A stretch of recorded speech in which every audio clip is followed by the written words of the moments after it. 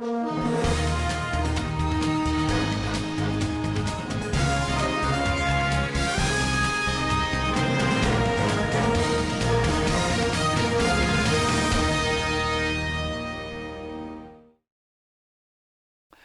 is Friday, April 17th. Welcome to this edition of Nevada County Now. We'll begin today with a COVID update. At the time of filming, again, there are no new cases of COVID-19 to report. We still remain steady at 34 laboratory confirmed cases, 24 in eastern Nevada County and 10 in western Nevada County. For the most current information, visit mynevadacounty.com/coronavirus. On the 15th of this month, the California Fish and Game Commission voted to give the California Department of Fish and Wildlife the ability to temporarily delay, suspend, or restrict recreational fishing. The commission voted unanimously to take action in order to prevent and mitigate public health risks that may arise when people travel or congregate for fishing events.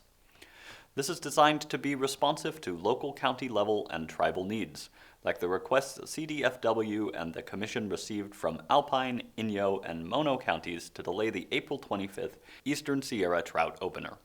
The temporary authority expires May 31st, 2020. I understand Californians desperately need the outdoors for solace, reinvigoration, and spirituality, especially so right now, said CDFW Director Charlton H. Bonham. The proposal was never about a statewide permanent closure. It's about being responsive to local needs in this public health emergency, where we must do all we can as Californians to help each other make it through this together.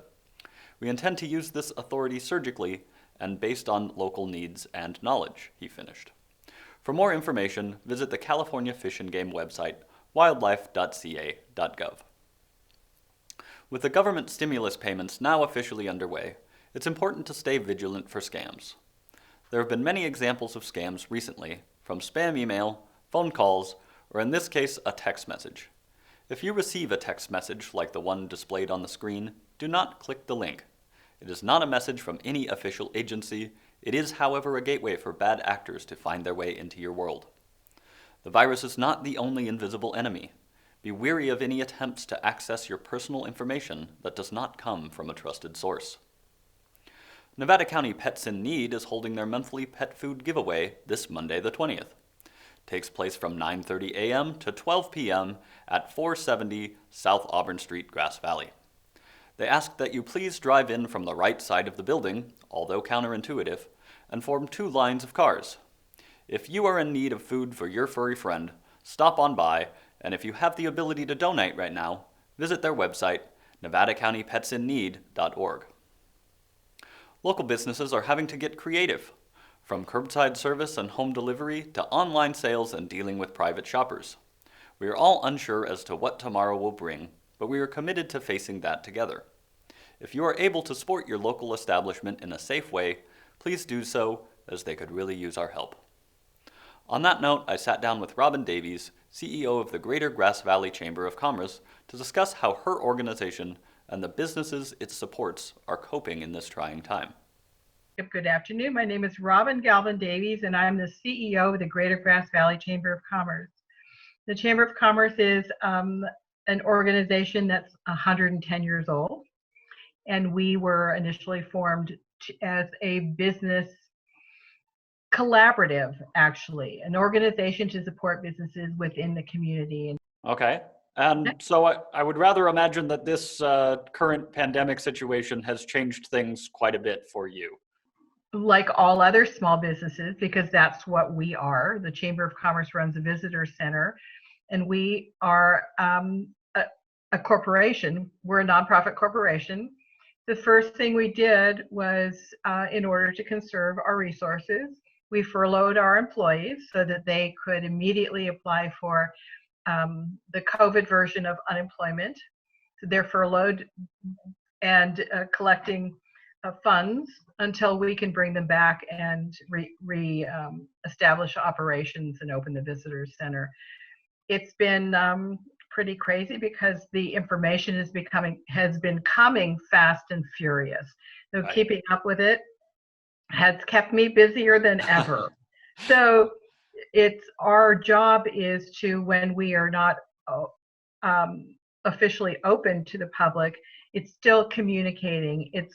We believe in connectivity as one of our bywords, and education, and not only for our membership, but certainly we work for the greater good of the entire community, and we do that in collaboration with our community partners, our city government, and our county.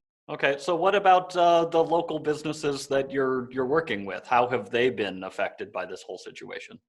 Well, the non-essential businesses have been mandated to close entirely. So their location has to close.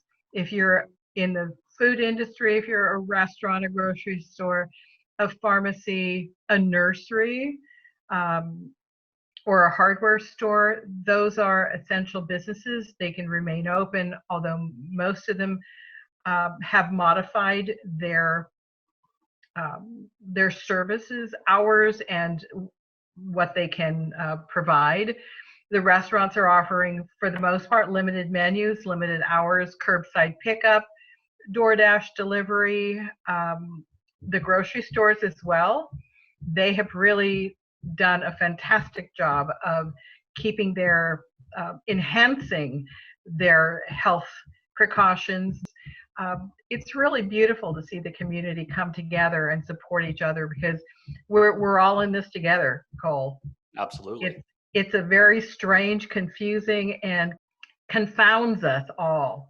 See, how do we every day get through this? And of course, there's funding, and part of our job has been to educate the community and keep them apprised of the federal funding opportunities through the Paycheck Protection Program and the Economic Injury Disaster Loans through the SBA. And that's great. There are many, many small businesses and nonprofits that qualify for one of those loans, but not everyone. Not everyone is able to meet the criteria for application. And in the spirit of our community coming together, the County of Nevada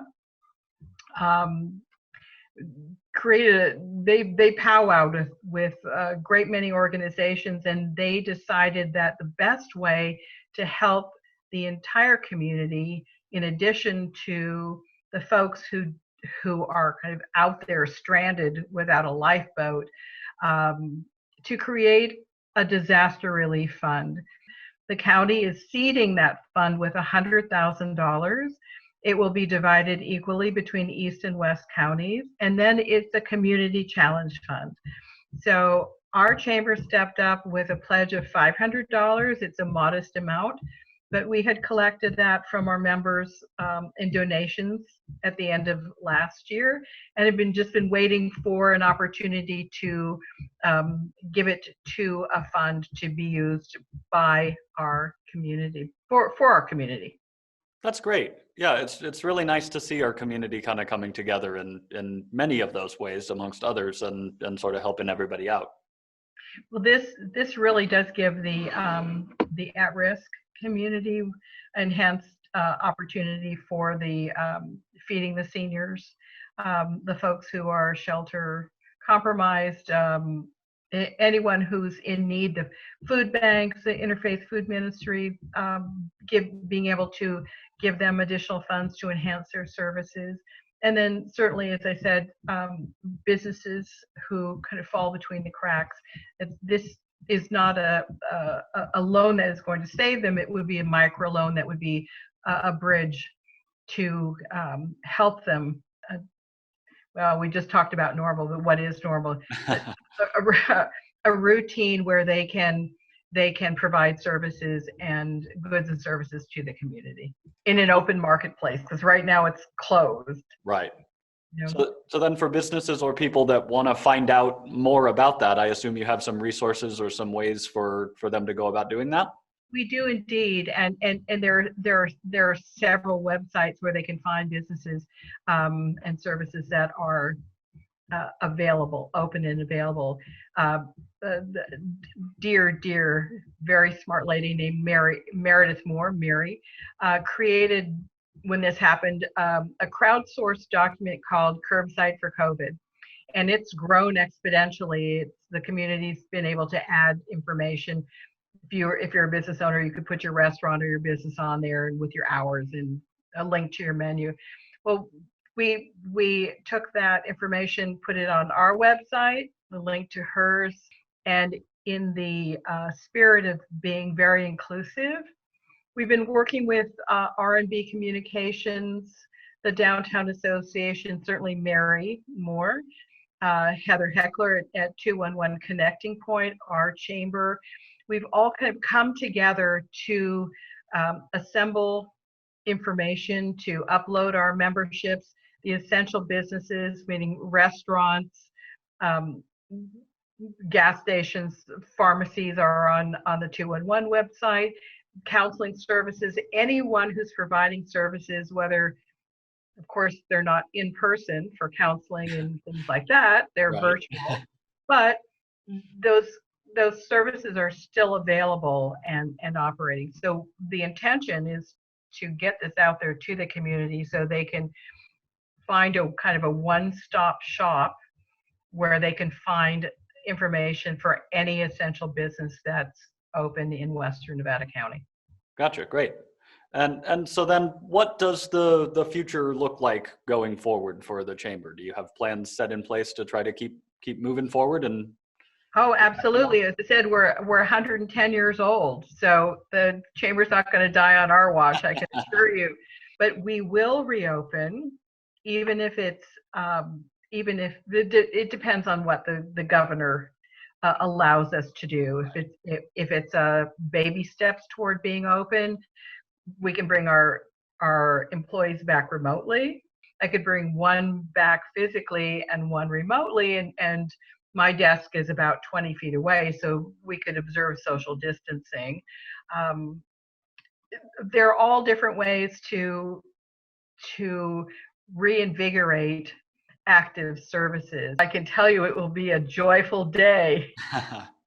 It'll be a joyful day in for all of us when we kind of open the doors and hug our fellow friends. Yeah, very much so. We've had to lay off several people around here or significantly reduce their hours as well, and I know we're missing them and would like to have them and our interns that we often have around. We'd like to have them back too. It really is a confounding situation. But what we don't think about, Cole, is the trickle up effect. So we're talking about small organizations, small business, but what we don't think about is the city, our cities. Mm-hmm. So our cities are severely impacted by this shutdown because they rely on an income stream that comes from sales tax and transient occupancy tax. That's what funds their coffers, and their general fund gives them that stream of operations. They also have had to furlough employees. So they're not being able to work at full capacity on our behalf. Essential services are there. Certainly their doors are closed to the public, as are ours. But behind those closed doors in those offices, they're working diligently to keep the city functioning very smoothly and without incident. So then what would you say to people that want to be able to support local businesses at this point? What would be the best way of going about doing that, or is there one? Well, there is one. Order something wonderful from your favorite restaurant. Support them. If you don't want to do takeout, buy a gift card from them. That's a fabulous way to support a restaurant or a small business.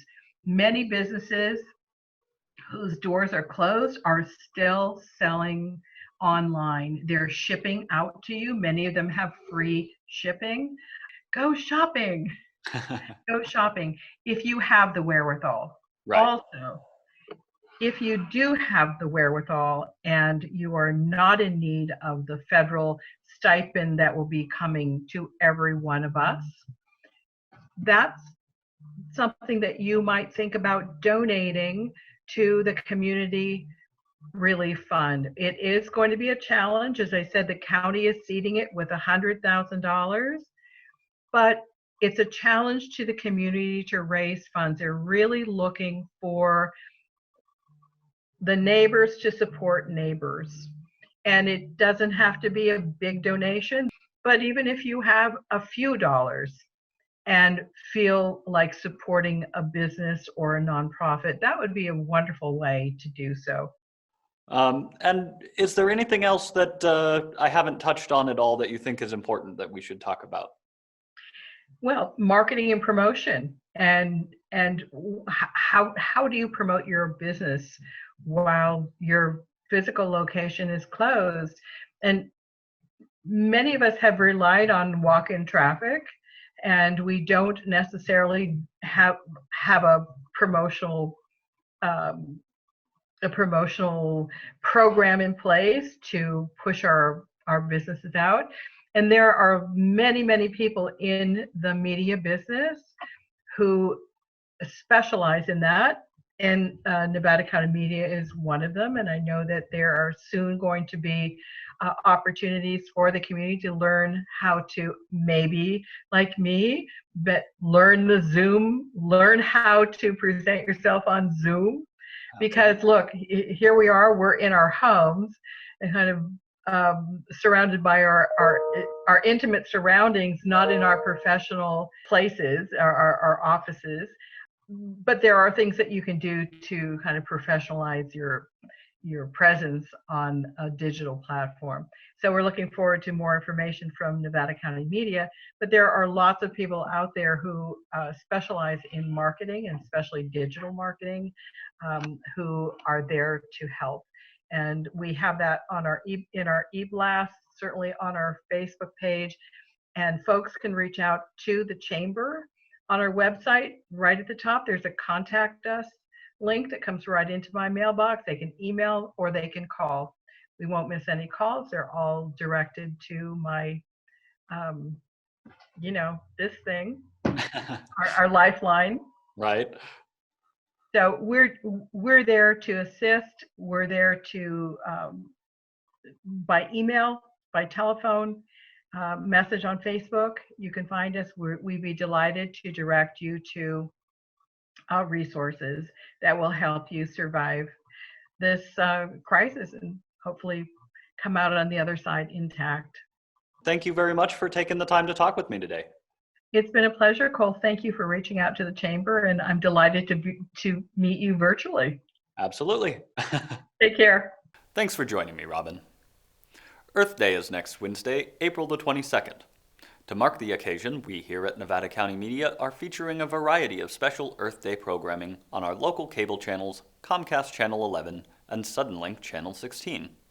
Or you can view it over the internet by visiting our website, nevadacountymedia.org. This month is also National Poetry Month, so we'll leave you this evening with a performance by poet Evie Shockley. Remember, stay safe, take care of each other, and we'll see you on Monday. Les Milles. There is no poem unless we can find the courage to speak. In the middle of a vacation in the south of France, a chance to visit a World War II detention center arises, dusty and bleak, just outside Aix-en-Provence, just past the scent of lavender in an ancient heat. The first thing you see and the last thing you visit is a boxcar. You know what it means.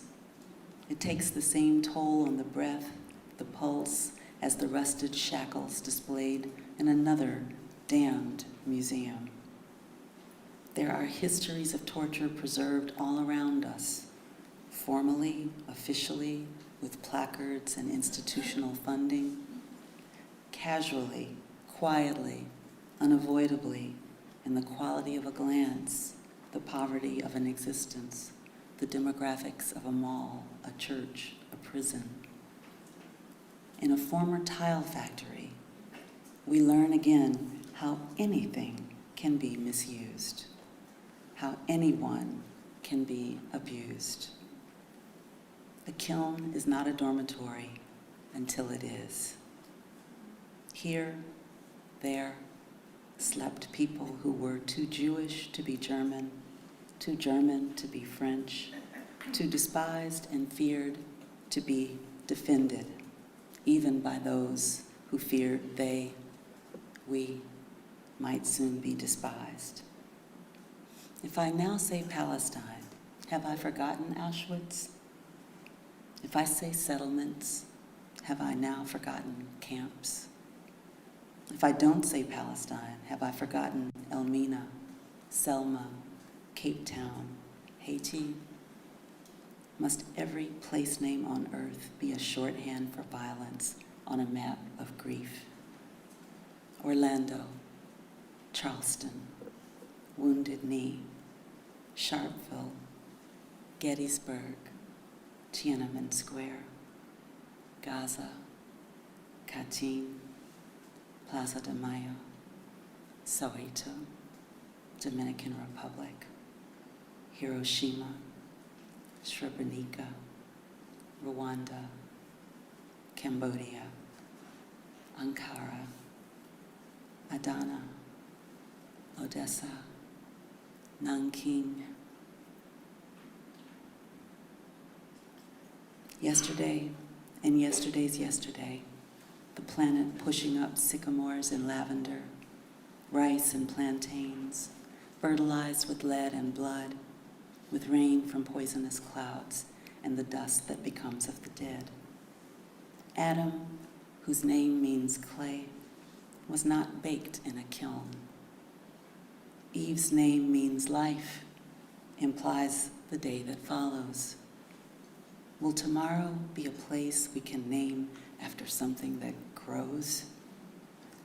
What is the proper use of a wall? There are so many histories buried in the space and silence around, within these words.